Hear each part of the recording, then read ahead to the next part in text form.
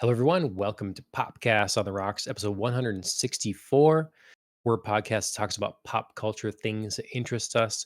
And sometimes there's whiskey. My name is John, and I'm joined as always by Andrea. How's it going? Good, good. Happy late night podcasting. We're doing Yeah, like right? after dark hours. Mm-hmm. Lives, Yeah. children, sicknesses, you name it. Threw it in our way Yeah. this week. I always have the intention, to remind people because every once in a while on the Ohio Anime podcast, people are tempted to talk about other things other than anime and Japanese culture related stuff. And it's like there is technically Ohio overtime where if you just Yes. let the credits go for a second, anyone wants to stick around, we can talk about whatever. So That's that, right. yeah, That's right. We got to there we go. utilize that a little bit more next Yeah. time. hmm well, welcome everyone. Welcome back. We are Popcast on the Rocks, and we're live right now. If you're watching this in the moment on a Monday night on Kick, Twitch, YouTube, and X. So um, wherever you follow us in all the places. We'd appreciate it, and you can join in the chat. But Mhm. tonight we're going to be talking Shogun. A couple weeks ago, that was our last episode. We talked Shogun as well. Tonight will be specifically episodes 6 and 7. So Mhm. we will be talking spoilers. Just be warned if you have not seen Shogun on FX, episode 6 and 7, that will be coming later. Before that, um, just like a reminder, everyone, do please, we're on podcast services as well. So subscribe there if you can. And yeah, if you can't catch us live, that's perfectly fine. We'll be on demand in those places. And with that little bit of stuff out of the way, we'll get into our weeks and drink holidays. So yeah, drink holidays, Andrew. What should we be drinking tonight? You can have your choice of a couple of different things. Mostly on the lighter side of things. On April 17th, it was World Malbec Day. So if you're a red wine fan, that was your day to try a Malbec if you haven't before. It's not usually my red of choice, but you know, you do you. hmm If you're a white wine fan, however, you might want to skip ahead a week to April 24th. That was Sauvignon Blanc Day. If you're in the mood for something a little bit lighter, springtime is here. Maybe we're like already feeling summertime vibes and white wine, I'm not. You you look know? outside, it doesn't feel like it. I know it's definitely not in Minnesota. Minnesota's like, ho, No. ho, ho, like take it easy. Yeah, Like your lawn might look like you should come outside, but the skies are saying no that's thanks. true. Stay in, Mhm. stay in. But yeah, if you're in the mood for something else while you're in the indoors, you could be celebrating April 19th, which also side shout out, happy birthday, mom. Oh, Um, nice. yes, yes. Um, so the 19th was Amaretto Day, a drink my mother would never drink because she is not anything other than like a white wine drinker. So Mm. even though I don't feel Right. like amaretto is really like a liquor, like, No. she's just not down for it. Okay. Yeah, I feel like you can make a pretty sweet amaretto sour, and it would be I palatable mean, to a lot of people. I think so. I mean, back in the day as the bartender, I did make, feel like that's like an easy early drink that people want to have or like think that they should order, like an amaretto Sure. sour. Just like sounds like, yeah, I could do that. And it does taste good. It's easy going down. So yeah. Yeah. Yeah, my mom's just not like a big liquor or liqueur person, so it's hard to get her to stray from her whites or, her wine coolers, so, You gotta you know. give it a shot. Tell her Yeah, it's so shares a birthday with her. You gotta next do it. yep, next mother-daughter day, I'm sorry, it's the rules, it's your birthday, it's the Yeah. holiday, they go together, Mhm. you know. Yeah, if you're not into like the sweeter side of though, you can always try to celebrate April 23rd. That was German Beer Day, the other side of my heritage. Go There you dad's go. side. All So right. I Well, are am you celebrating none of these. okay. Okay. All right. Yeah, I am not having any alcohol tonight. I am recovering from a stomach virus and I am like pretty much back to normal and I'd like to stay that way because it's been a rough weekend. You don't need to run off camera real quick because the No. alcohol's taking a No. turn. Yeah. No, I have not thrown up that much since a certain incident that we all know and love to Mm. talk about. So, yeah. I do What's not that? We really love to talk about it. 'Cause I don't know, what is it? Yeah, no, I don't really wanna be dragged back there. So, I Hmm. am I'm feeling a little bit appropriate. I am drinking some tea tonight. So, Okay. All right. Yeah. Speaking of throwing up, not to like sidetrack us too much, just this please. this last year, or I don't know if it was late 2023 or early 2024 now, I also threw up the most in memory ever. Oh, Um, I'm just so from the sorry. food poisoning. And it was just I'm I sorry. can't I don't I haven't thrown up very much, but man, that was a disaster. Really a disaster. So I don't envy when the guts are heaving. Yeah. Yeah. Yeah, it started out that Chris actually thought he was the one who had food poisoning. And then our youngest daughter got sick and we realized like, oh, the week before when I was gone at a conference, our eldest daughter had also like said she'd been A feeling little like funny. yeah, kind of funny and just wasn't really right. And so we were like, "Oh, okay, so this is like a thing." And so I basically was like running out the clock for me to get it, and I Yeah. did. Yeah. Yeah. Well, it's been sickness here as well, but we're just so fortunate it's not a stomach thing. So Yeah, that everybody's is taking rough to clean up from adults and especially children. So, Oh yeah, yeah, I can count your imagine. Yeah. blessings. Well, hopefully everybody out there is feeling much better, above the weather, not under it. So yeah, Mhm. I good hope luck. you all We celebrate. Yeah, I'm sticking to your trend in not following any of the drink holidays, but I Oh, I do love have a it. drink. Oh, I love it. Tell So me. it looks pretty weird, Oh, right? it does look weird. Yeah. Um, It's like so amber and like your top looks solid. so what it is, I have about dragon fruit. So Alan got it in chat right before I said it. Nice, yeah. Oh, Mhm. nice.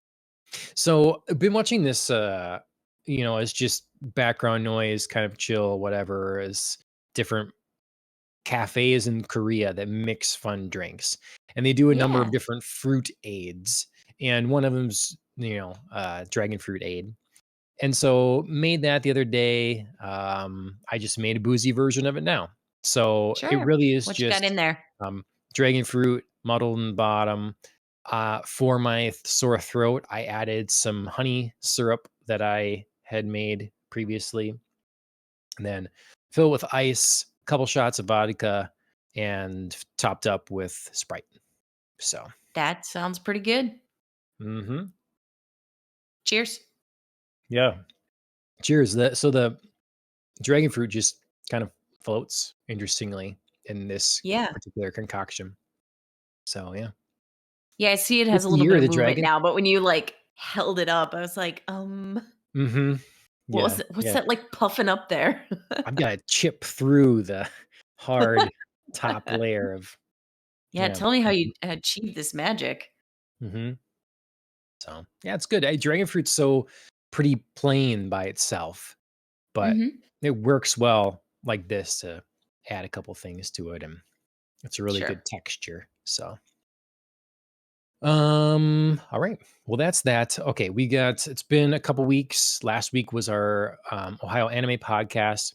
Very make sure you subscribe to that as well on Yes, it was a YouTube. good episode. We talked about Apothecary Diaries, which is an amazing show. Go check it out. Yeah, check out Apothecary and our podcast about it. We Mhm. Ashley and I keep saying, "Oh, we wish there was another episode of Apothecary to watch." Um, so Yeah. don't have that anymore. Don't have that anymore, but there are other things. What other things did you manage to consume in the last couple weeks? Well, as I already told you, off the air, I followed through, on my just, like, absolute shock, awe, and joy of learning that the new episodes of X-Men '97 were out on Disney Plus. I have watched the first 4. They are excellent.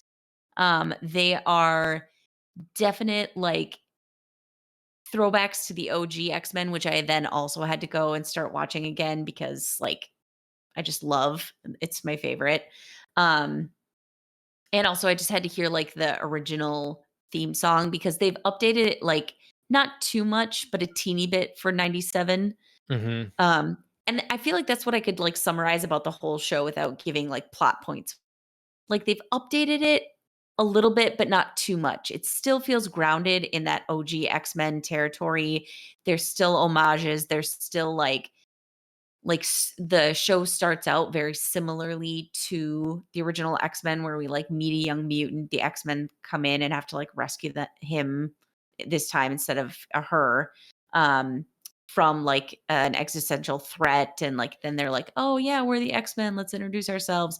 So you get the whole like reintroduction to the team, but Sure. there's not anything that's like super twisty crazy going on except for one sort of like hanging Chad kind of plot point. There's something big that happens, but I don't believe it's actually happening.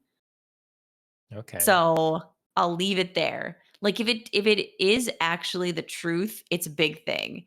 If it's not the truth, like I think it's not the truth, it's just like a ploy, then it's like going to be a good like plot twist. Okay. Nice. I don't wanna give anything away because I mean, Yeah. you learn about it right away, but I still don't wanna give it away because it's too good. Because it Sure. sets up, like, this whole new thing. So, yeah, if you obviously can't tell, I love it. I'm enjoying it very much. I mean, I miss the X-Men. Like there was really something special about it. I have a couple different comic books I'm going to talk about tonight. And it's Mhm. just, you know, there is something special when you have a property that has kind of a legacy built in. Now it's spent the time, it's had the stories over the years that are so well known, and the characters, and it's just fun and comforting to see those characters again and to be in that world. Yes. And that's why I hung on longer in the X-Men comics than any other uh that are out there, kind of in the Sure. mainstream, because it was still always hoping for that little bit of greatness to reemerge, Yeah. but yeah, I'm happy that people seem to be liking this show sort of across the board. I don't see a lot of criticism. Um, like it sounds like the criticisms are generally um, overridden by how good the Oh, show sure. is. Yeah, I mean, there's always things that you think like, "Oh, that could Yeah, have been, whatever." Like, you have minor criticisms or, flaws that you're like, "Yeah, I could have done something there." But yeah, I think I think on the whole, yeah, like it's a really well done show. nice. It Yeah, no, knows it's where it's been and it knows where it's going. cool. I hope it gets released on DVD sometime. I I uh, bet it will. I bet it will. think so. Yeah, I don't know. I don't know if I have the original X-Men series on DVD yet. I do own them digitally, but Okay. a couple years ago we were rewatching through. We got through 3 seasons or something. So Yeah, that's good. yeah, Yeah, I mean, I just got through like the first couple handful of episodes of old X-Men because I was trying to like watch the newer ones. But it was fun to kind of like tag back and forth. what's a storyline that stands out to you from the original cartoon or comics or whatever that you really liked? Maybe an episode or just a plot point or something you really Oh my god. liked, and then favorite character if you can pick. Favorite X-Men, which is a That big is question, I understand. that is so hard. I mean, I literally can't pick, so luckily they come as a pair. I can't pick between Rogue and Gambit. I Okay. can't do it. Like, I Yeah. love them. I love them. Um, yeah, they are my favorite. And I do feel like they come as like a package, so that works for me. Okay.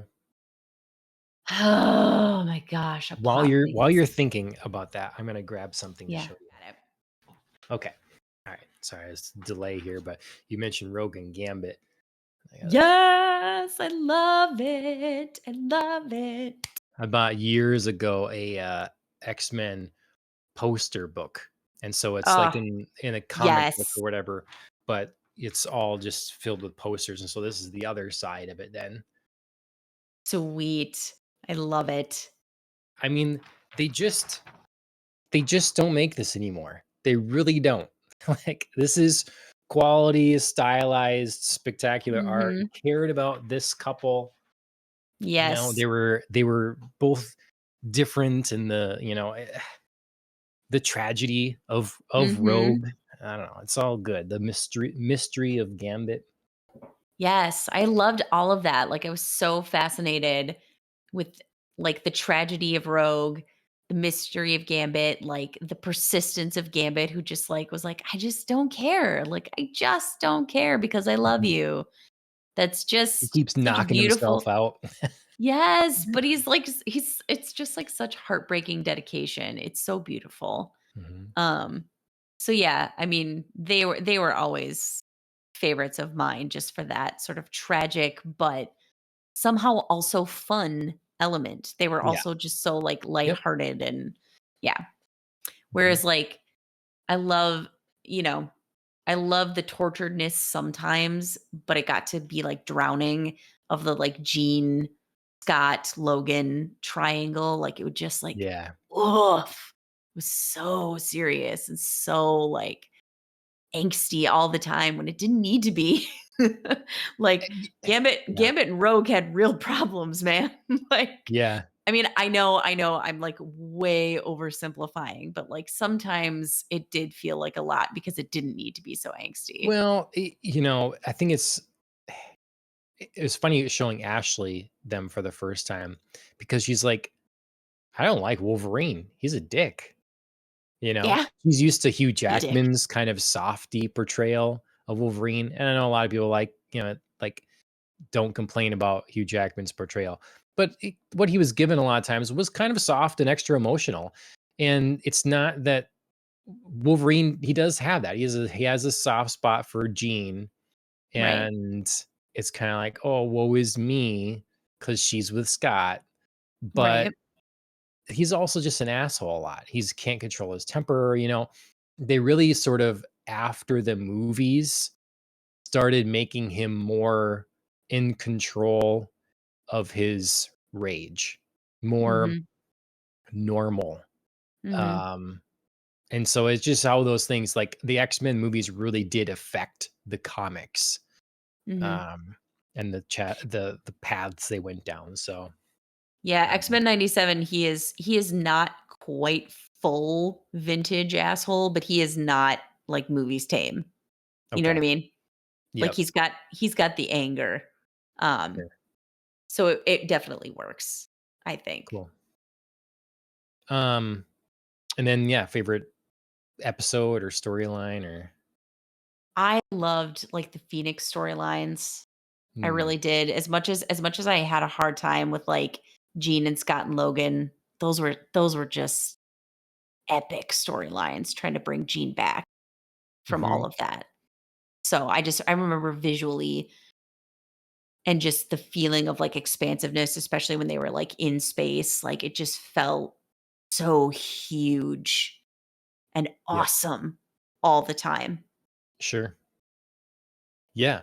No, once X-Men expanded into space like that, Mhm. obviously they had stuff coming in from space, but once they were Right. going to space, and dealing with the Shi'ar Empire and stuff like that, it really Yeah. opened up, Mhm. yeah, the world, and things got crazier. And I always liked that stuff in X-Men as well. Like, they just there's a vibe to X-Men that other things don't hit. Nothing Mhm. else. I don't think anything else hits it. It's I don't know. Yeah. It's I mean, I'm sure stuff does. It's just, I mean, I feel pretty biased. Also, I'm not really thinking of anything else at the moment because, like, this is what I've just been watching and like wrapped up in. But yeah, it takes I the do think elements. I do think it's unique for sure. Yeah. Yeah. Well, that's a good pick. I've always had a soft spot for all the apocalypse stuff and Cable. Yeah, For for sure. me, like the vision and of the future that we got there, and how terrifying Apocalypse was, and like how Hmm. Cable was just, I have my mission, I'm gonna get it done, regardless of all you. Hmm. You don't understand. And then his tragedy of being Scott and Jean's son that was just shot off to the future in the hopes that Yeah. there'd be a cure. Like, yeah, again, awesome character. These are good freaking characters. So, yeah, Yep. X-Men. Very good. Well, good. Yeah. Glad you're liking I've it. been yeah, I've been really enjoying X-Men 97.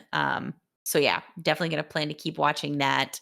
I noticed they're rolling out at least one a week. So because last when I started there was six and now there are seven. So I don't know Okay, how much they're going up to, but cool. gonna keep watching.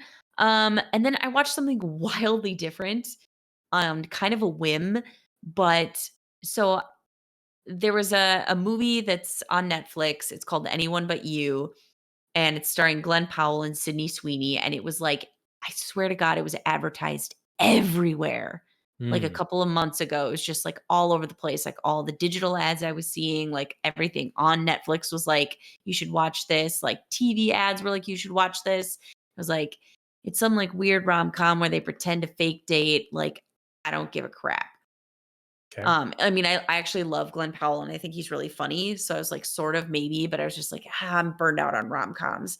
And then when I was turning on Netflix the other day, it was like that first thing that pops up on, like, oh, maybe this is recommended for you. And it started playing and I Mhm. saw the caption on the side and it was like a modern retelling of Much Ado About Nothing. I was like, shut Mm. up. That is like my favorite Shakespeare comedy. It's like, Why why in the didn't you lead world? with that? Yes. I was so pissed. I was like, why didn't any of the marketing say anything about this? I mean, obviously I am a niche audience, but dude, Yeah. like so I immediately watched it because I was like, obviously I have to watch anything to do with Shakespeare. And yeah, I thought it was really funny. It followed like a modern retelling of the story. It gave a couple little twists just to not be, super like rigid faithful. And I liked it. It was very good. Like the chemistry between the two leads was excellent. They crackled in their back and forth. I thought like their siblings had really great chemistry. The other lead couple, who is like the analog for Hero and Claudio, was Hallie and Claudia. They were great. And I thought the whole cast gelled really well. There were some plot points that maybe could have used a little more attention, but Okay. luckily it's a rom-com, so you don't have to like dig too deep. On the whole, very funny, well done. I would give it like a B, B plus. B plus probably like bumping up a little extra for the acting jobs that was, you know, Okay. done Yeah. throughout the cast. But yeah, very funny. I liked it. Nice. Yeah, I've seen signs for that somewhere too. Um, Maybe it was on Netflix, but, Totally nice. could be. They were pushing it real hard. Was If it you've seen a couple like standing on a boat and then she like Yeah. slaps him, or like somebody does the Titanic and falls in the water in a blue dress. Um, or if somebody's bent over naked and he's like, "Where's the other spider?" That's that movie. That's like the 3 I'm scenes intrigued. they can't Okay. seem to stop showing from that movie. Okay. Ugh. Oh, fun. Anyway, it was I good. I also watched a Sydney Sweeney movie, shockingly, Oh, weirdly. what was that one? Immaculate. Oh, yeah, yeah, yeah, yeah, So yeah. it's a horror movie. Yes, it is. Um, Yes, it is. and How was that? it was pretty good. I it was missing something. There was something that it was lacking to make me really excited about it, but it was well shot. Music was really good.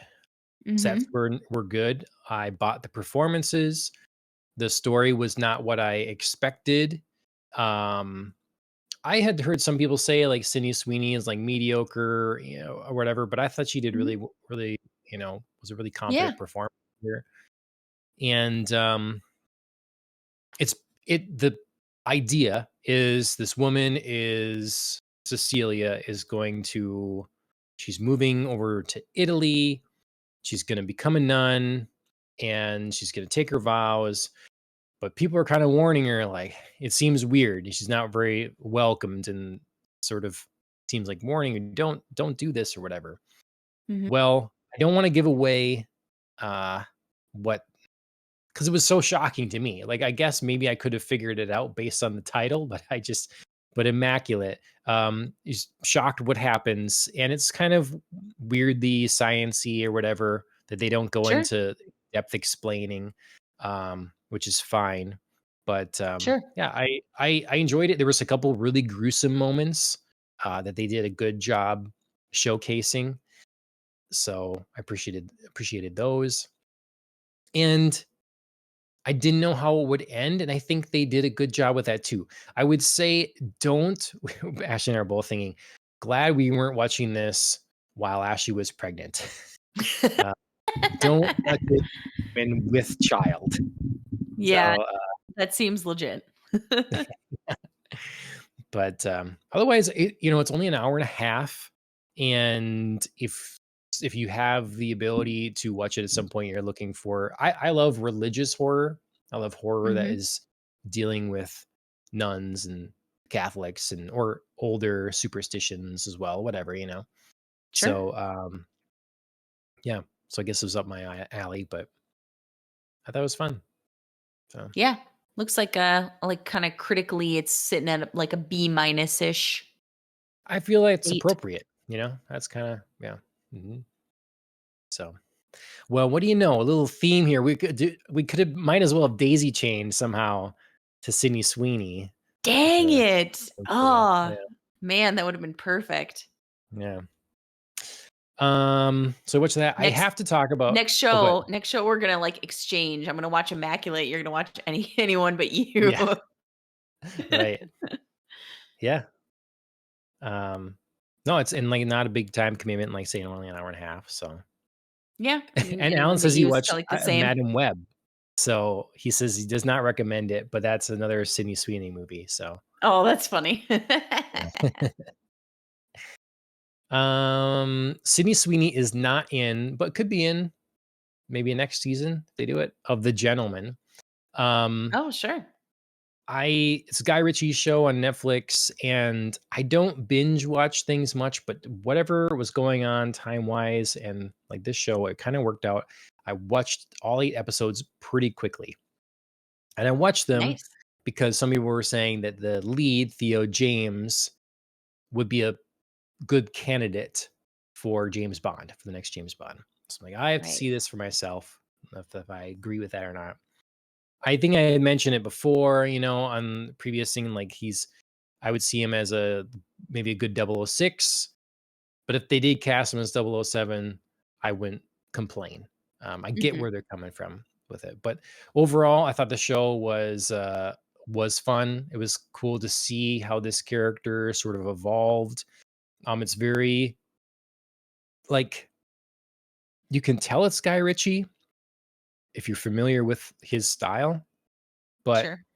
it's more, I don't know, constrained, It's like he's developed his style. Mm, It's sure. it's still has that dark humor, that sort of zaniness, but it's way more controlled. in this.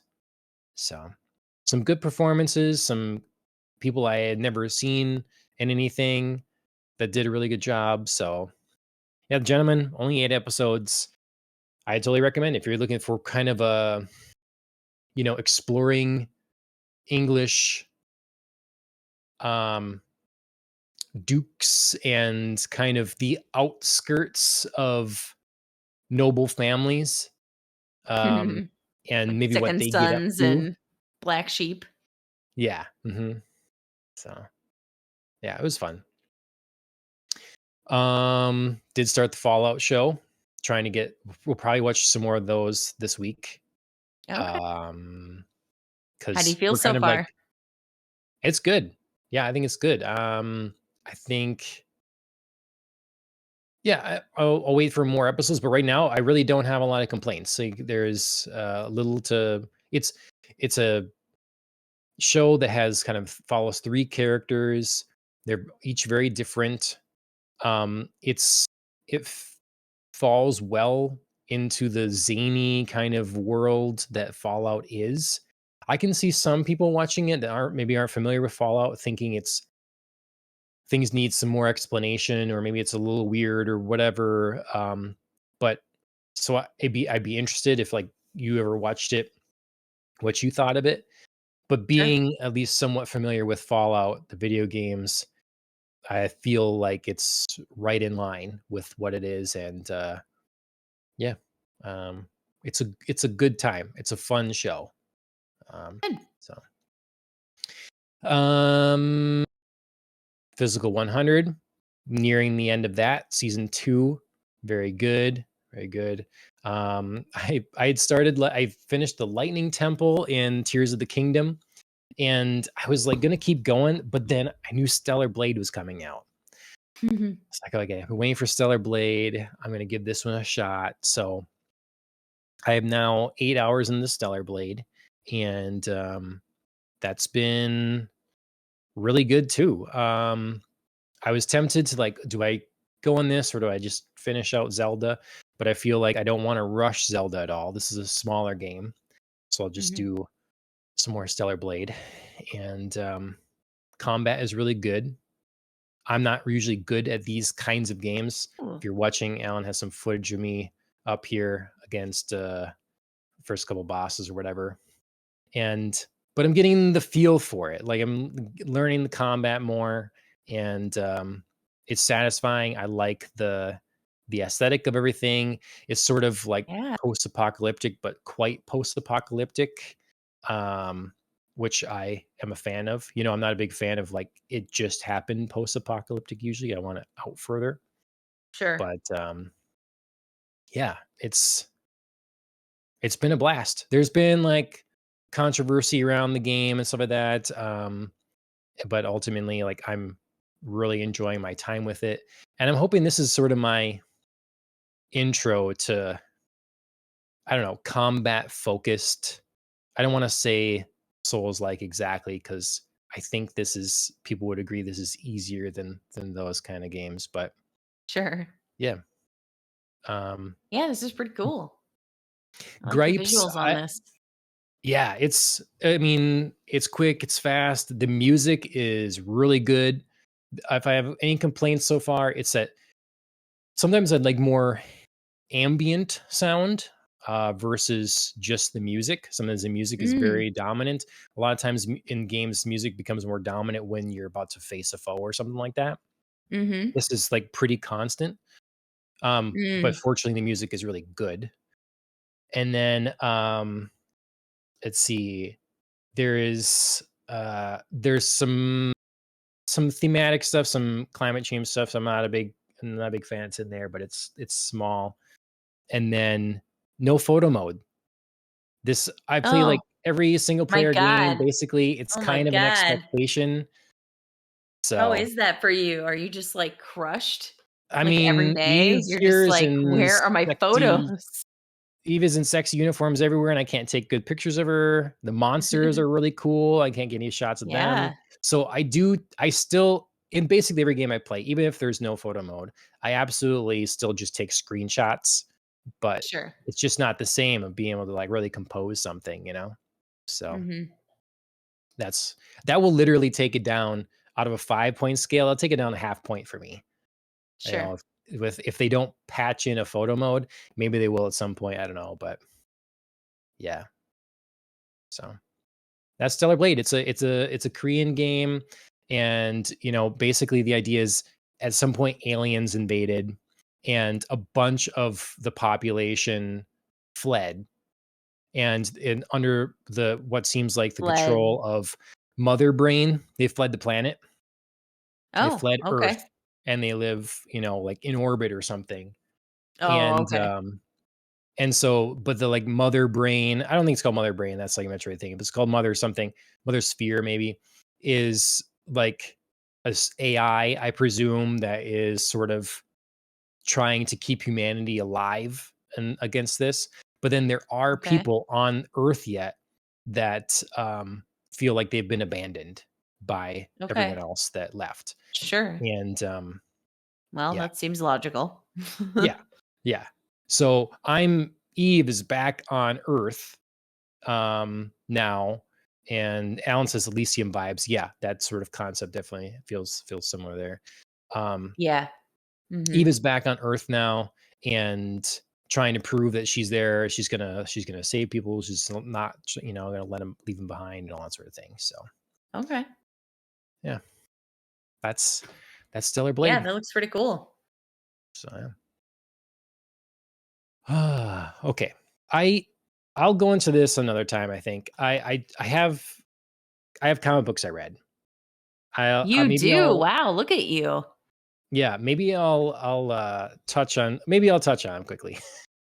Well, before I forget. I love Before I how you forget talked ahead. yourself out and in, like, Yeah. Huh. 3 seconds. All I would added to the conversation was, "Oh, you did read a lot." And you're like, "Yeah, Yeah. yeah, I better talk about it." Okay, so I just, as I mentioned, like during the anime podcast before, how I tried this K-drama and just stopped midway through the episode because Yes. I just wasn't it's not good enough. Yep. I'm feeling that way with a lot of things too. I'm gonna stop reading certain manga and stuff like that. Like if it does not, it needs Sure. there's a bar here. So one I want to bring up here is Writhe and Payne. Writhe and And Payne. Okay. I was definitely interested in sort of the story, like witches and witch hunters and that sort of thing.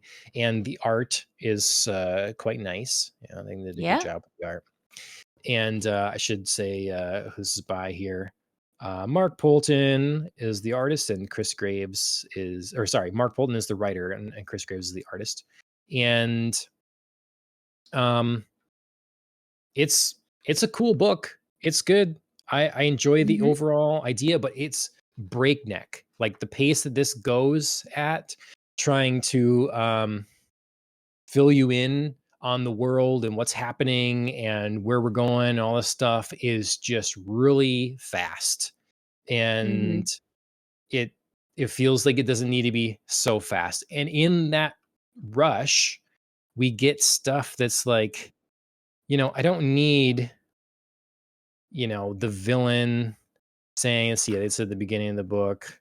It's one of those things that it really irks me in writing. So talking about yourself in the third person, it says, while Mm. Sister Alessandra teaches the little girl some manners. And I just hear that in like a cartoony, while Sister Alessandra teaches the little girl some manners, sort of thing. It's like, okay, so you wanted us to know your name. And then they're on, um, oh child, you have no idea the power you're meddling with. Allow Father Snook to teach you. So again, talking about yourself so you can tell the name. It's like this Sure. is that's lazy, guys. That's Sure. lazy. I get, Yeah. maybe one egotistical person, but then Yeah. the demon that comes. Who dares some Azazel, you know? Um Azazel. Yeah. Lord, yeah, Lord of the underworld from his fiery abyss. Like it's a Yeah. good idea. It's a father-daughter story. Mhm. It's the art is good. It just needs So, I should cleaning give up. it to Chris for next, like, bedtime with Evie and, we can just, like Yeah, father-daughter, nice story, yeah. Lots of nudity, that's perfect. Mhm. Nice.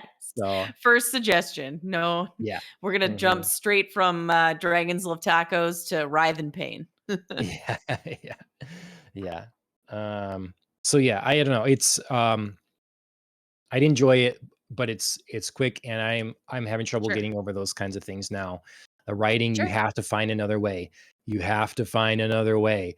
I just started after this, before the show, I started reading a new Batman comic that is not new to me. I picked it up. It's kind of a horror one. And again, Bruce is talking to himself. Why are you talking to yourself so much? Make this a word bubble, a thought bubble. Make this a Right. box, a rectangular box in the corner that is Bruce's thoughts. He does not need to be speaking aloud, because then he has some other mental condition where he has to speak everything aloud to himself to think or whatever. Like he's dealing with his Yeah, parents, and he's got to, speak everything into the air.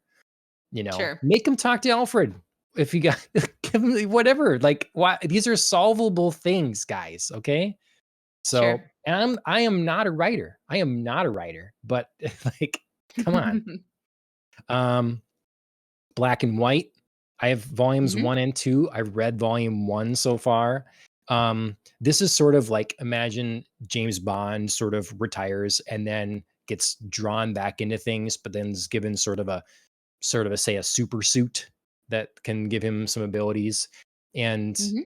this woman that is caught up in the drama as well has one of these suits, and they can kind of read each other's minds. So they'd be more effective in combat, would be the idea. So there's sort of Okay. a butlerish Alfred kind of guy. And it's art is pretty good on this one as well. Pretty Mhm. clean. But this is a better pace, a better exposition. It's still quick, but it's a lot. Yeah, it's a more, You can forgive it a little bit more. yeah. And we don't have the sort of, haha, I'm evil, this guy. Here's my name and my plan kind of thing. So writer and artist is Art T Bear. That's yeah. Um, and so that's cool that it's done by the same person, both the art and the story. So Yeah, that takes talent. yeah. Yeah. Black and White, Volume 1. Interested to see where Volume 2 goes.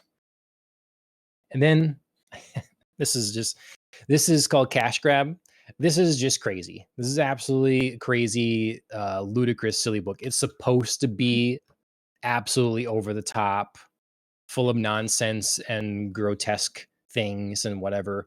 It's Sure. basically this idea of this sort of loser guy that claims he's a superhero now, and so he's Mhm. going to try to save his city here, but he's really quite selfish and not very smart, and things go Mhm. very, very poorly.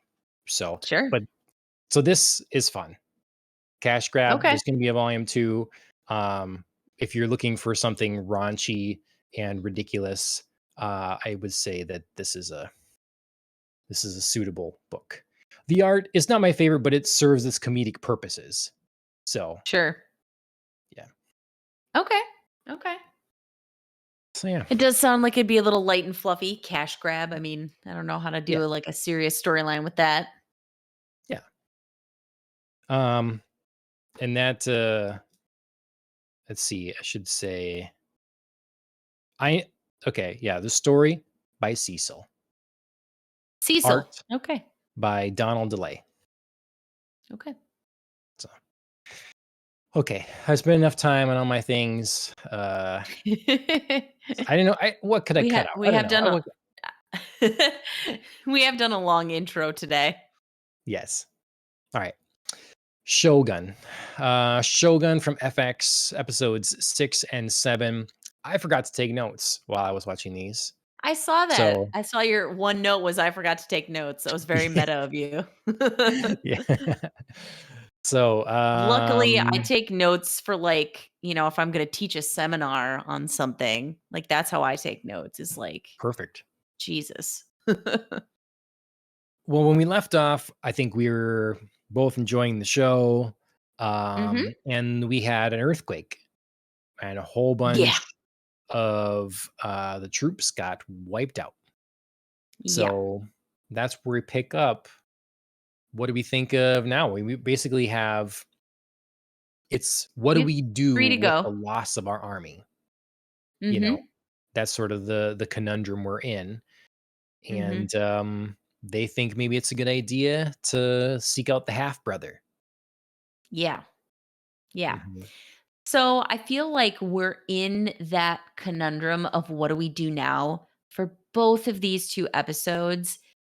And while some of this was very interesting to get some backstory, to get some floundering, to get some like, we're questioning Toranaga. Like, is he really as great as we think he is? Is he really going to get his way out of this? These 2 episodes for me did drag a little bit. By episode 7, kind of a third to mid through, I was thinking like, I need a little more pick me up here. Even Mm, though like we're meeting the half brother and that's great, like awesome, new character, things are moving and things are happening. Like episode 7 for me dragged a little bit. So it was a hard one to end on. okay. Because I Interesting. felt like a lot of it was everybody sort of being like, what are we going to do? What are we going to do? Even though there were things happening. Like we now in episode 6, we met Lady Ochiba, the late Taiko's wife or Yeah. consort, excuse me. Sorry, thinking in American terms. My bad. The late Taiko's consort, the only one who was able to give him a son. So she's great importance. And she comes in bursting, like, I'm going to take over the regents. And we're all just like, what? And Yeah. she continues that energy, but sort of without a purpose. Like she doesn't have a plan. She's not doing anything. She's just sort of like, you're going to answer to me now. And Ishido is like, yeah, sure. Like, I'm not really big boss man. Like, he kind of feels like the guy who likes being powerful, but not answerable for all the Sure. decisions. Like, he doesn't want to make everything happen. Sure. So Yeah. he wants all the power, but like not any of the responsibility. And Okay. that's where like Lady Ochiba comes in and she's like, you're just going to answer to me now, which, okay. Chris and I had Mhm. to have several different conversations about like why this was acceptable for like everybody to just suddenly be super afraid and be like, yeah, we probably shouldn't like question anything she says, even though we're the Regent's Council and she's like the heir's mother. There's totally not any power imbalance here. Yeah. Yeah. I'm a little, y- you know, generally they seem pretty adherent to how, like, the chain of command and how things Mhm. should go. And so I don't know what sway she has Mhm. outside of the chain of command, or if there's something I'm maybe missing Yeah. that she should be, I don't know. There's just maybe a status that I'm unaware of. Like obviously they're, the Right. regions they make these decisions in place of the Taito, but is does she really rank above them in a way? And Right. That's what I or felt is like it I was just like missing or is it just we're beholden to honor her and as the respect mother of the her? heir. Yeah, that like her words come with weight, even Right. if technically we don't have to do what she says. Right. Um, Yeah, I don't that's know. what I felt like I was missing. I was sort of missing, like, is there real power here, or is she like acutely aware of like the ceremonial power of her words and like Right, kind of being honor bound to honor her? And so she's just like maxing out the limits of what that is because she comes swanning in very like, I'm in charge now. And they just sort of right. are all like, sure. So she seems Well, very Ishio is confident. anyways, he's sort of, like, Well, ceding to her, but yeah, I mean, he definitely very directly we see that when he's just sort of like acquiescing. But we also see that at like the no play where she is like they're all just like, "Oh, do we really have to bow to Lady Ochiba's wishes and like we all have to do this stuff?" Like nobody seems ready to disturb her in any mm, fashion or to tell her like, "Hey, why don't you just like go back to the women's quarters?" As like a modern woman of today would not stand for it, but in and of the time would make a lot more sense to me than what's happening right now. sure. So, and like I said, she just comes in very confident. So I just was sort of missing where she felt she got all that influence. And maybe it's like actual, and maybe it's, you know, more like invisible and honor bound and custom bound is, I Yeah. guess, the word I'm looking for. Well, I mean, they play with that in Game of Thrones a little bit too, like, what is Mhm. power? I have the title, but do my people listen to me? Or do they Right. listen to, do all kinds of things. Like someone has technically the reins, but Mhm. sometimes someone else really does. Right. So I think I think now that I'm remembering it, they play with that in, Kingdom too, where, like, the ruler dies and his son is, like, outside, and he's, like, trying to get back and, like, claim his throne and, like, claim the power, and, oh, like, the wife is like, "Nope, me," and everybody just sort of, like, falls in line, and yeah, again, I was sort of like, something that "Why sounds right. though?" But she just sort of, like, seizes it somehow. Mhm, So I don't know how that kind of works, in that custom, in that culture, like, the way that a woman can potentially seize actualized power, mhm. especially if she's, like, a mother of, because like, I think that queen too, wasn't she, like, the mother of, like, the baby that was born, like, the younger brother now? Hmm. Sorry, I'm, like, That flashing sounds back to right. this No, that this sounds right, but very excellent show that people should definitely check out. It's, like, an amazing, Korean zombie show. Um But yeah, so maybe there is something about being like the mother of the heir that gives you a little extra something while they're young, while they're like not able to be in power. yeah. Yeah, I know I saw after one of the episodes, they talked about how there's a official podcast and in-depth things to episodes and whatever. Maybe they Mhm. talk a little bit more about her, or you can Sure. look on the website. I'll have to Yeah. do that. But she's interesting, and Yeah. the politics they play are interesting, Yeah. and her Ultimately, scorn against Toranaga is what something they've kind of addressed, and like, what is, like you said, what is her goal, her mission here? And at this point, it does seem like I want that Toranaga dead and done with. like, she doesn't like actually do like, I mean, she doesn't do a whole bunch, and then she sort of like flounders in the middle where, her advisor, like the old Taiko's wife, like his actual wife, I think, Yeah, is like, you're making allies with the wrong people. You really should have actually been friends with Tornaga. And right. so she seems like she's sort of like, I don't know, but like, I just yeah.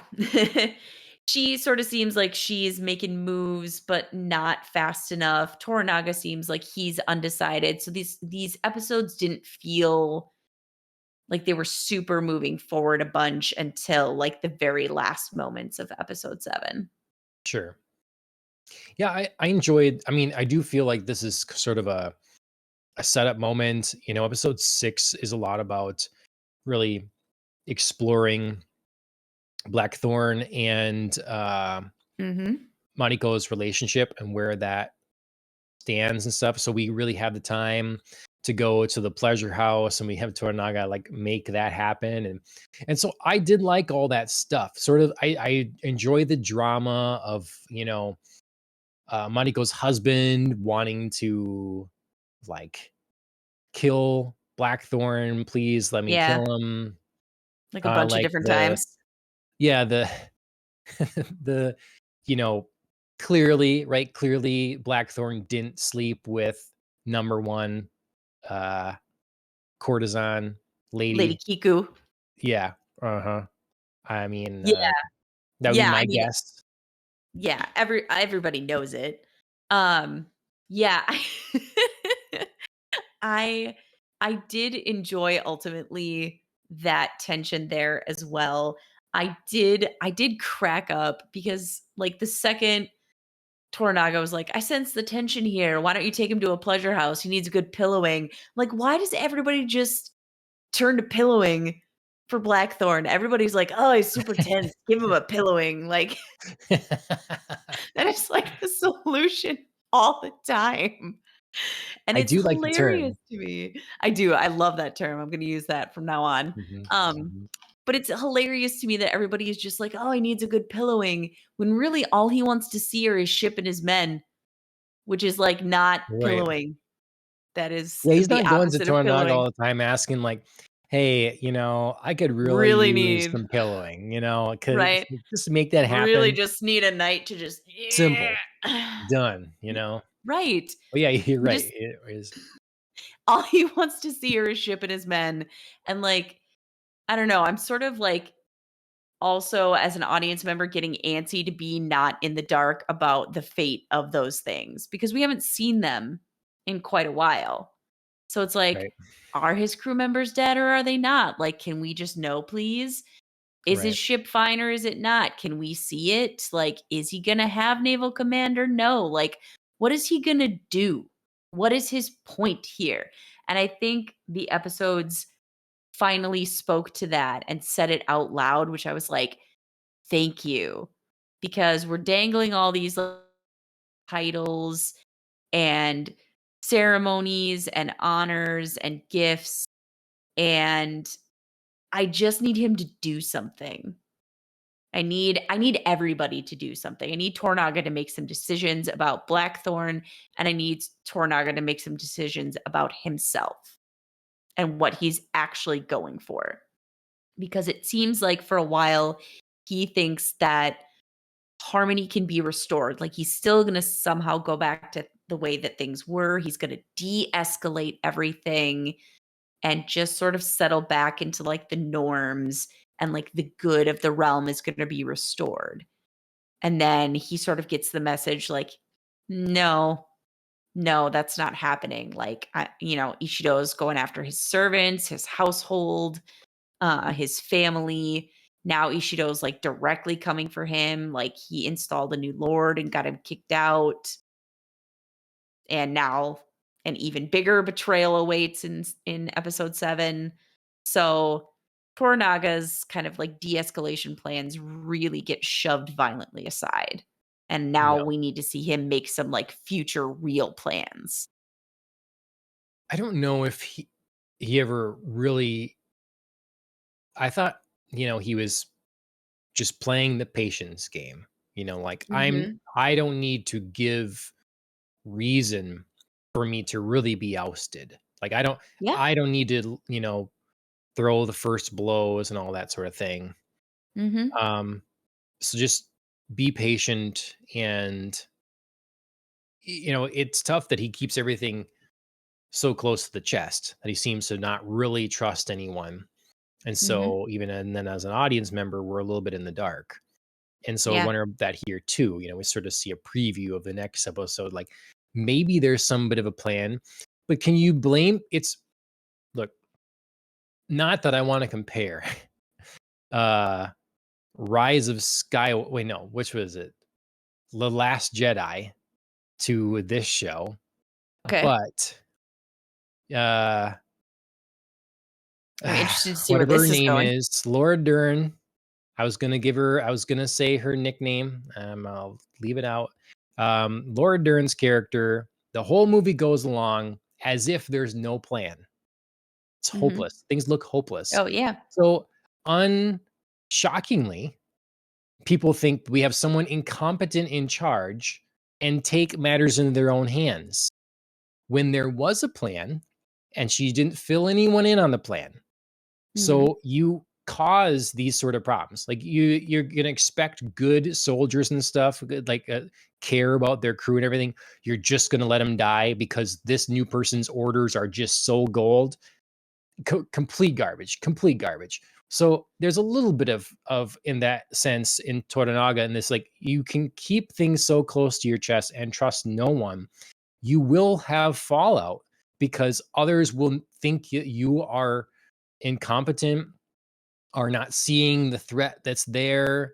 You're like your inaction is going to Mhm. create action from others. When they see you're Mhm. not doing something, they'll do it instead. And so that has dramatic consequences, particularly from his son Yeah. in multiple occasions. We saw it Yeah. earlier in that he attacks the regiment, blows him away with the cannons, Yep. and Nebara Jozen. and now we have in the final episode that he's like, I'm gonna Mhm. just kill my uncle here and be done with Mhm. that. Yep. And if there is a plan, knowing that plan might be useful. Now I understand, everybody talks and things get around, and maybe your plan requires such secrecy. But there's certain people that might want to know that Mhm. you might have his I forget the name of his like kind of right hand guy that we're like unsure of his Oh, allegiances, all that kind of stuff. Yabashige. Yabashige. Yeah. And it's like Yeah. he too might decide to be on one side or the other based on your Right. inaction or your Right. perceived inaction. So Right. these things, this patience, this waiting game, this secrecy has consequences, is my point. Yeah. Yeah. Obviously, we see those direct consequences. Like you said, the least shocking thing that happened in these two episodes was the end of episode 7, where his son dies. Spoiler alert. Like Yeah. the second he walked on the screen, it was like super eager, like all his like, I want battle self. I was like, well, you're just gonna die. Like, I don't know when it is. There's been a couple times I thought it might be about to happen. But the fact that it happened was like, duh. Like anybody saw that coming. And you're right, like Toranaga like clearly keeps things close to the chest for a good reason, because sometimes plans can be executed best that way when nobody does know about them, like his escape from Osaka.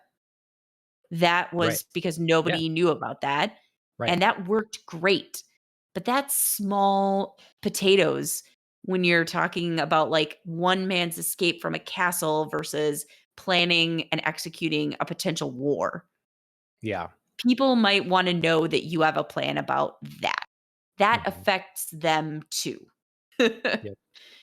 And And especially, I was thinking in these episodes, the young people who are most eager for battle might want to know that you have a plan, because then they can be a little bit more patient. The older yeah. people are already, good at being patient. They've learned to trust you. The younger people don't. So they might be who you want to clue in on your plans, because then they can be like, great plans. I can wait. I don't have to get antsy and take action like all of my youthful pride and eagerness wants me to do. Yeah.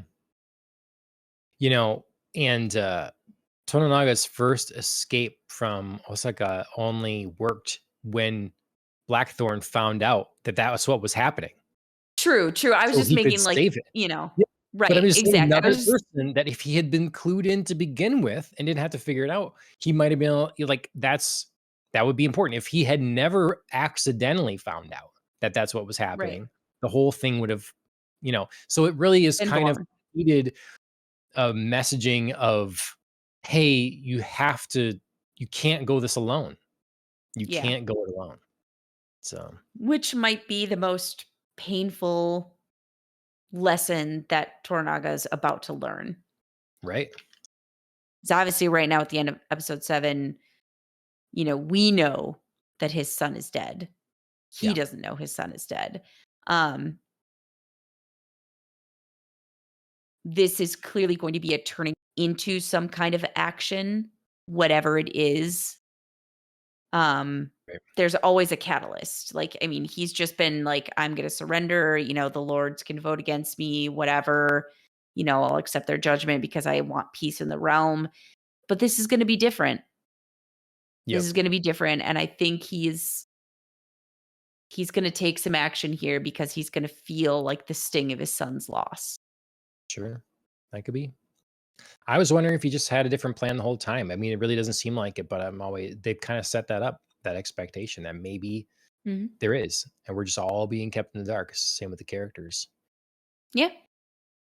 Um, Yeah, so that is the one fun thing about this show is, like, I do really find myself questioning sometimes, like, is this, like, really what's happening, though? Like, sometimes it mm, seems too on the nose or too, like, on the face to be, like, really what's happening, but, yeah, it could be. It's just, yeah, this show is very secretive, yep, keeps all its plans behind the eightfold fence. yeah. The Yeah, I wonder if there's a breakdown you can look at when the whole thing's done of really of the three hearts, and like you can figure out Mm, the yeah, storylines that all go along in those three. right. Yeah, Um, that'd be fun. We should try that. yeah. Well, I'll have to approach Dustin with the idea. We're trying to get Dustin's going to be on Mm, the finale here, so see what he. excellent. Um, what do you think? Where do you think Blackthorn's allegiances really lie? I think you kind of touched on it. Like just questioning like where because right, he wants his ship and his men. But not long ago, he's like, I'm ready to sail out of here, never see Japan again, all that sort of thing. Then we see in, one of these episodes here is like, I'm with you. Tonaga, I'm with you, whatever. And with a little loose translation from Right, Mariko. right. Who's been Um, having a little bit of a hard time with that in these last few episodes. yeah. Um, yeah, that's something to go into as well. I also because they were saying in the brothel, in the tea house, how important, like, pointing out these different mannerisms and all that stuff is all very Mhm. Japanese, loved all that. But it Yeah, was, um, her translation there is like, I think he prefers his home way or something like that. He yeah, didn't say that. He did not say yeah. that. That one was so blatant, I thought it was maybe, like, her jealousy kind of rearing up, Mhm. um, and sort of, like, Connecting. deliberate mistranslation. But there have been other instances where, like, um, Blackthorn's been speaking with Tornaga, and she just sort of, like, tilts a little bit of his meaning a different way, or, like, uses different words, or, gets to the heart of something without some of the context that Blackthorn is providing, and I'm like, yeah, you gotta be faithful here, girl. Like, you can't just kind of interpret what you think each side wants." And she even says that, I think it in episode 6, where she's like, "I'm reminded that, I must interpret and not, I must interpret only. I must not add anything, or, I must not add meaning Right. or interject." And it was just like, yeah, girl, girl, you got to really actually do that, though. Well well, 2 things. One, I would say, uh, it's understandable to have some mistranslation and not understanding cultures and differences, like, it would be Sure. understandable to not fully get it by accident, you know? Um, the other thing would be, you can add that context, we gotta let you know that you're adding that context. Right. You say the Right. This is literal me. thing, and then that means here this, or, Hmm. or I even think he's yeah. trying to say, Yeah. this. In Yeah. the in our culture, that represents this, or Right. whatever. Like, Right. um, so that would be a valuable thing a translator could do, but you still Hmm. need the actual, yeah, the actual Words. dialogue. Mhm. Yeah. Mm. Yeah, no, so back to Blackthorn, though, Yeah, and his allegiances. I think that I mean, he starts off episode 6, he is ready to get out of Japan. He wants his men, he wants his ship back, he wants to leave. He wants to go do what he really wants to do, which is attack the Portuguese. He wants to yeah, drive them out. You know, yeah, that's what he wants. And he wants to be back at sea, I think. yeah, I'm getting the sense that he's feeling pretty landlocked, and He doesn't have a sense of purpose, where on the sea, he wants the horizon, he wants nothing around him, he wants the peace, the calmness, but also the purpose, the doing. I have, Yeah. I am the pilot, I navigate, I get to do X. This is what I'm Yeah. good at. And so he's just kind of turning around and turning everywhere to see, like, things he doesn't want, except Mariko, which he can't have. Right. So, If yeah. Mariko wasn't so stubborn, she might be able to because I mean, because interestingly, her husband, I didn't realize this was even really a possibility. Tornaga's like, just well, why don't you divorce her then? Yeah. Well, what do you know? Okay, that's you Except know, except he won't, because I knew it. I called it in the last episodes. That whole thing about him not letting her die was that he weirdly loves her. He's mm, totally obsessed with her, which is sad but also super sick, because he is an abusive husband and that's awful. There's no excuse for what he does to her, not even his twisted possessive version of love. But I knew it. I knew that's what he felt for her, not hatred. He loves her right. so much and he hates that she doesn't love him. Hmm. So it's this So weird mutual, like, sick punishment where she's cold because she's punishing him because she doesn't love him, and he beats her because he's punishing her for not loving him. hmm. Well, So it's this horrible, horrible relationship. and she doesn't think she deserves to be alive. Like so do you remember what Well, the she doesn't wanna be alive, so she's also mad at him for making her be alive.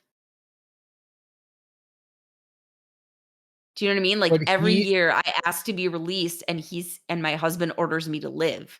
She doesn't right, want yeah. so no matter how much she says, like, my emotions or whatever, and I won't even give him my hatred, I think she does. I think she does give Yeah. him at least resentment, maybe not hatred, but I think Mm, she resents that he orders her to live. and what I was missing and forgetting from previous episodes is what is her great family shame? Her father. Okay, yeah, so they get into it here, which this I was able to call. So her father is Akechi Jinsei, and he comes and brings Mariko to live with Lady Ochiba's family, or back then she's Ruri, and they live with Lord Tornaga. Mhm. And they, like, grow up together and they're, like, friends, but they kind of catch Tornaga and Mariko's father, like, whispering and like, Yeah, talking about schemes. There's, like, murder of some people, and then there's, like, the day of great, shame, like, everything's burning, like, people are being attacked, and Lady Ochiba, I'm just gonna call her that for simplicity's sake, has to get out of there because her father's been murdered. right. And they insinuate it in episode 6 and they say it out loud in episode 7. At least I think it's 7, maybe it's the very end of 6. That Akechi Jinsei is responsible for Lady Ochiba's father's murder. Okay, right. So Mariko's father murdered Lady Ochiba's father, who was this, like, tyrannical lord who was gonna just ruin the realm. Everybody knew it, everybody agreed. He basically had to do it. Mad King. Mad King. Yes, it's totally Game of Thrones, Mad King. Um, and then because he and Tornaga were close, Lady Ochiba assumes that Tornaga put Right, the Mariko's thoughts, father right? up to it, Yeah. Mhm. which, could be true, could be false. Like, we don't really know from, like, an Right, audience, or, like, truth third perspective right now. We only know the flashbacks and Lady Ochiba's perspective. because was that the story that was told in the Yes. drunken dinner? It was, okay. I I mean, just couldn't remember that yes, one. but Lord Tornaga wasn't in that Right, piece. She just gave the bare bones, "My father killed this guy." Then, even though it was kind of considered right by everybody, he had to kill my entire family plus himself. Only I escaped because he married me off, and that was the right, significance of her being quickly married off to Buntaro. right. Yep. which she didn't understand clearly at all. And I Right. also sort of thought maybe he just married her off quickly to save her life Yeah. Mhm. because he knew Buntaro loved her so much. Yeah. Mhm. Okay.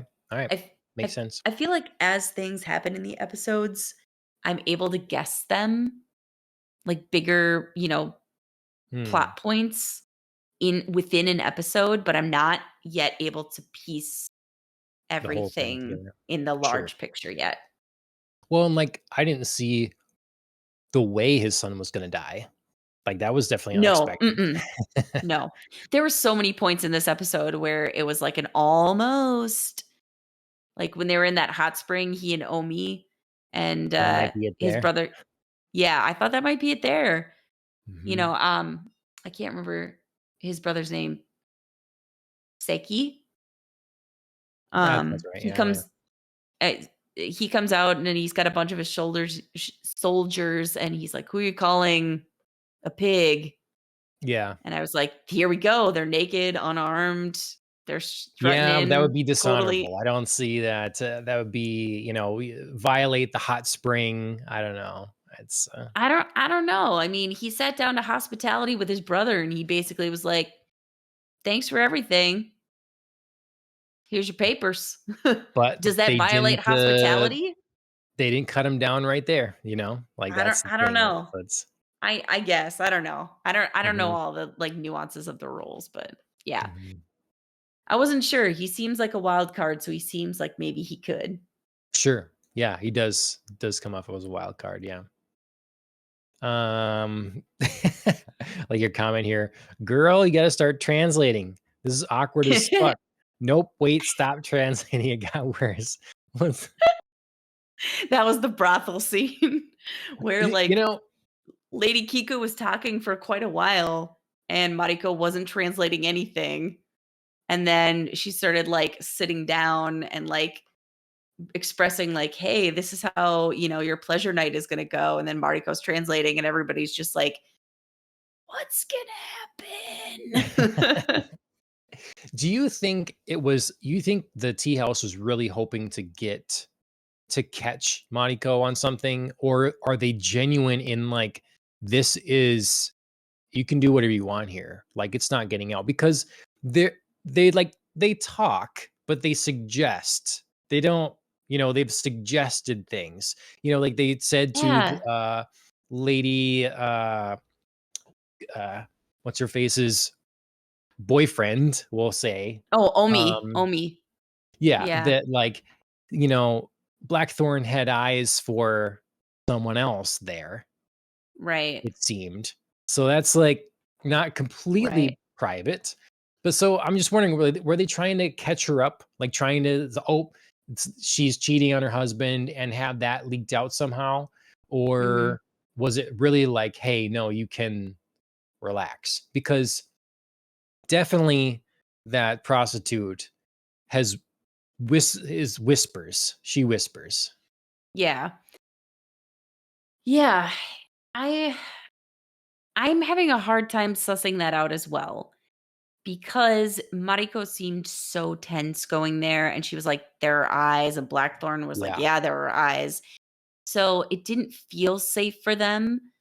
So it's probably good that we didn't have like a, trusting relax because yeah, while while while they were there, they felt tense, they felt watched. We do have, Lady Kiku doesn't really seem,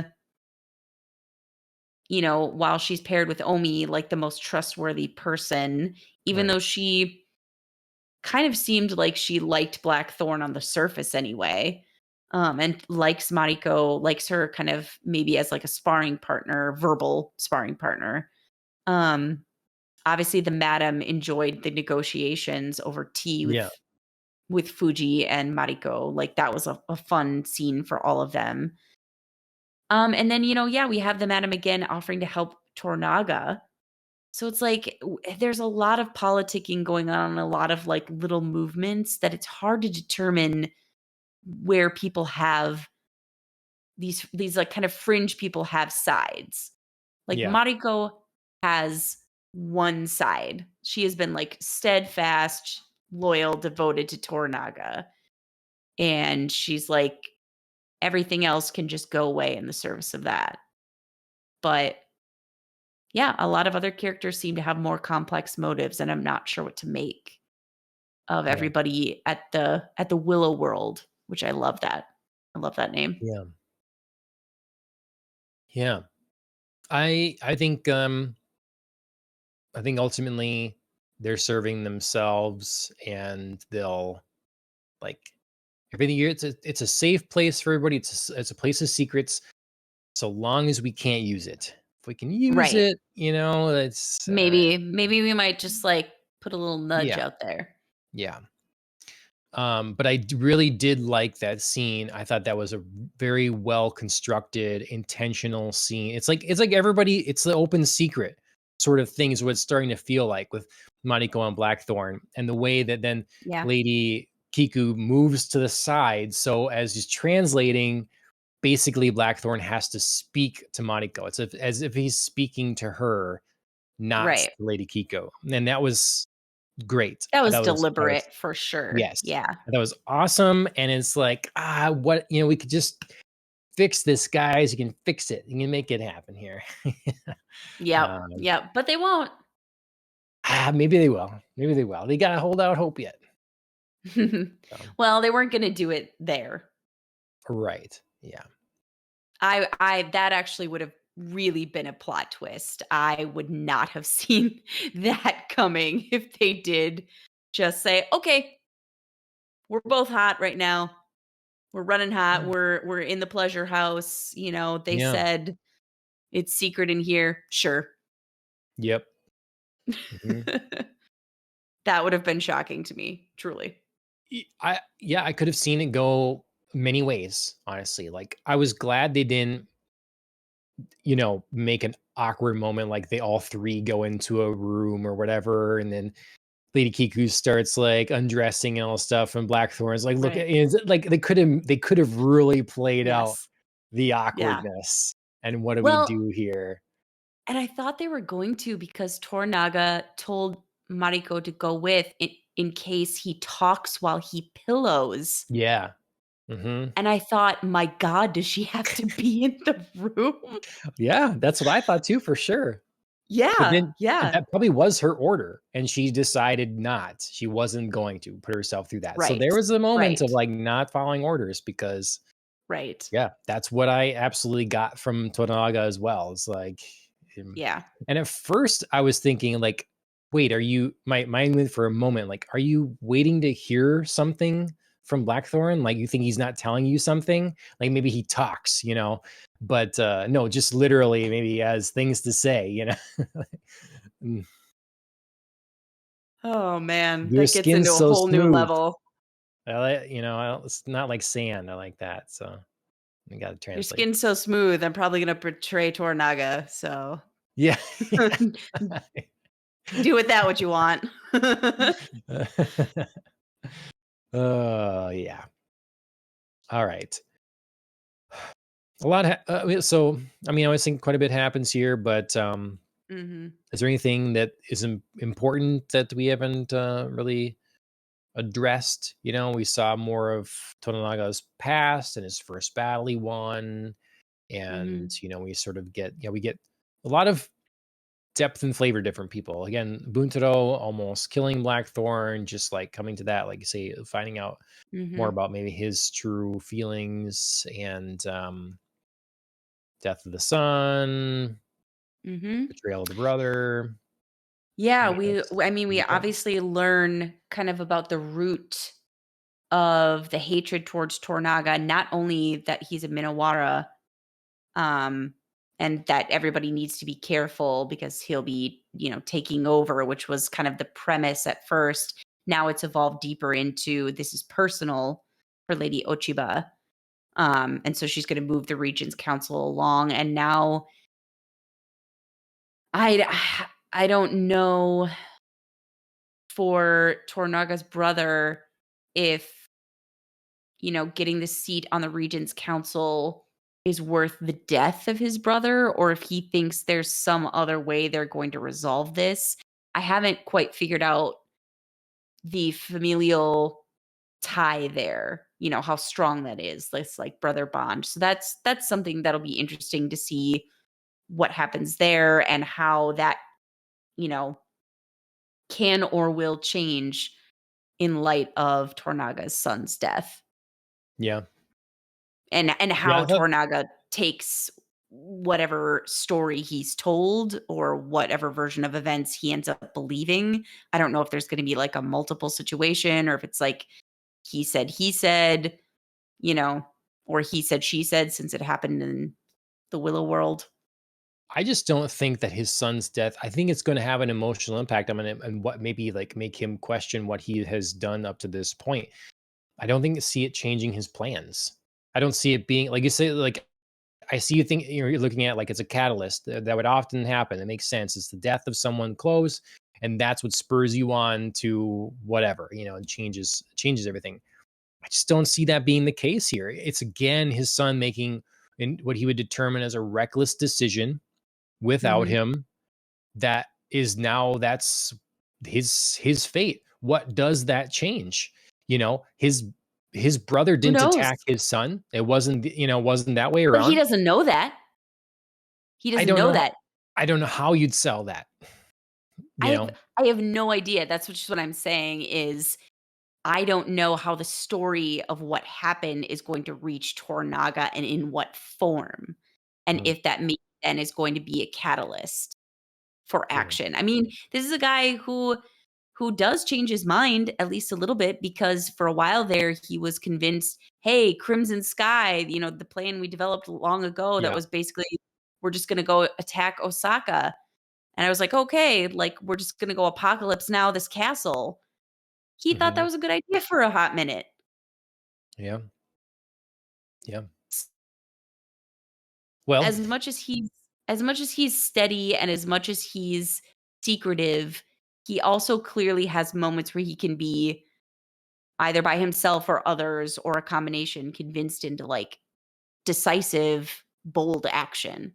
yeah. And so I'm wondering if here is another one of those points that, Yeah. maybe revives Crimson Sky or something else. I don't know. Yep. Yeah, they're all waiting like down by the beach. I'm like, perfect time for Blackthorn's ship to roll up and start canning the hell out of the Yeah, army that approaches the tents that's here. what I was But thinking too. We'll see. We'll but see. They haven't left those. I yeah. mean, Oh yeah, they did. Yeah, they well, did. they did. Yeah, they did because his brother Yeah. was in the Yeah. brothels. Yeah. Yeah. I was thinking they haven't left there, but yeah, they did. Um, the other thing that is just like has been very, very minor and only made a blip of an appearance that I'm interested to see if this is going to pick back up at all. Um, we saw the Portuguese for like 2.5 minutes. We know that Lady Ochiba hates them. They think they should align with Toranaga. That will be very interesting moving forward if something happens there, because that will again complicate things for Blackthorn Yeah. and might propel him to try and switch around sides. Maybe Mariko retreats to the safety of like, hey, I'm really tired of translating for the Anjin, and he doesn't share the same faith as I do. We've been at each other's throats with sexual tension and other kinds of tension. Maybe I'm just gonna, go encourage this alliance with the Portuguese against Lady Ochiba and the regents. Hmm. Yeah. Well, I that's interesting. I'm really interested in what Tononaga's are you ready to fulfill your plan, your role? Mhm. Like, what is that Yeah. exactly? What is Moniko's role that she's to fulfill here? Yeah, he alludes to that several different times, when he says, like, "You really didn't know what your father had planned for you. Right. You didn't know of your father's greater plans. Are you ready to fulfill your father's role?" Like, Yeah. okay, there's What is clearly that? something here, but what is it? Yeah. So that's what I'm excited to see. And then, yeah, they do need to get. I thought it was such a driving force early on, in putting wedges in places and deciding teams and all this sort of thing, and like giving cause for whatever the Portuguese versus our Blackthorn, and that really is kind of Mhm. taken a back seat for a while now. So yeah, Yeah. it'd be interesting to see some of that come back in here. So Selfishly, I just wanna see Rodriguez again, but also but also let's address the whole, like, Portuguese elephant that's now in the room. right, yep. hmm I don't know if there's elephants in Portugal, Andrea. I don't know. I don't know. I've never been to Portugal. Yeah, me either. Me either. I mean, they might not be Oh, native, but I bet there's sure. an Okay. elephant or 2 Fair in enough. the entire country of Yeah. Portugal. Fair enough. Okay. Well, that's been Shogun, episode 6 Mhm. and 7 from FX. And I hope you are following along and like the show, and keep doing so, because we'll have what? So is it 10 episodes total? Is that what it is? So, yeah. Mhm. Okay. So I don't know if we want to do, if we're doing two more and then a finale, or what, something like that. But yeah, stay Yes, tuned. there are 10. Okay. All right. Does that make sense? Two episodes, 8 and 9, and then a finale one to just cover the final thing, and then the whole season as a whole. That works for me. Yeah. So, already make sure you like, share, subscribe, and all the places. We're, again, we try to be live in a lot of different areas. We're on YouTube, Kick, Twitch, and X. Um, Follow us on podcast directories, Spotify or Apple Podcasts. You can leave a review there, be appreciated. The video version is available on Spotify if you listen to podcasts there. Um, you should also follow Ohio Anime. So, like, if you just want the podcast, everything comes through Popcast on the Rocks on podcast services. Same as Twitch. You're live on Twitch, you watch things on Twitch, that's fine. Everything under this channel, Popcast on the Rocks. If you're elsewhere, if you're on particularly YouTube, kind of split it up a little bit, make algorithm things make more sense. So Popcast on the Rocks and Ohio Anime for our anime show. So Mhm. Ohio Anime will be the next episode that comes out next week. Um, Most likely, not sure what we'll talk about there yet. I'll have to figure something out.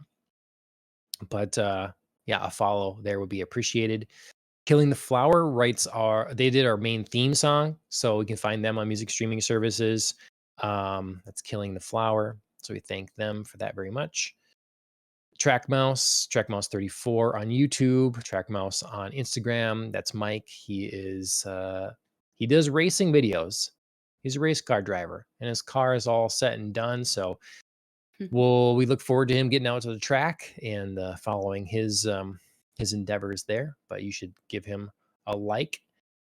Um, see, MJ Honeybee, she hasn't been streaming in a while, so you could join her Discord if you want. Tell her, hey, get back out there, start streaming again.